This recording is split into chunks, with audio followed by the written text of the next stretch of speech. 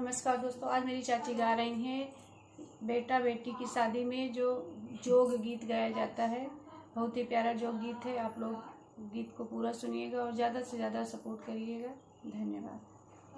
कहवा के अटुआ बटुआ कहवा के जोग जी, कहवा के चोरवा चोरौलस जोग मोर जी, कहवा के चोरवा चोरौलस जोग मोर जी, कहवा के चोरवा चोरौलस जोग मोर जी।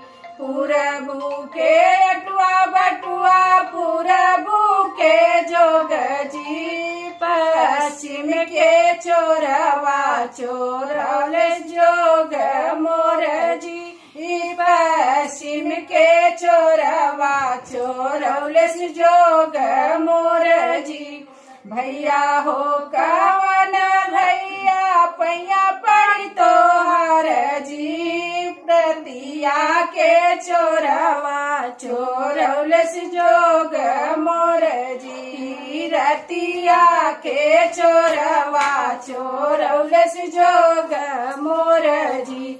बहिना हो कवन बहिना पैया पड़ी तोहार जी, रतिया के चोरवा बनोइया लागई मोर जी, रतिया के चोरवा बहनोइया लागई मोर जी।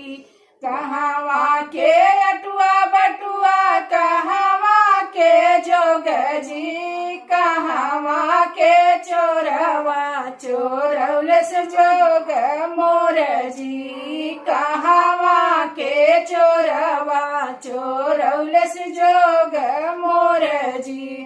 धन्यवाद दोस्तों। इसी प्रकार लगा के सभी भाइयों का नाम लगा के गीत को बढ़ाया जाता है। धन्यवाद।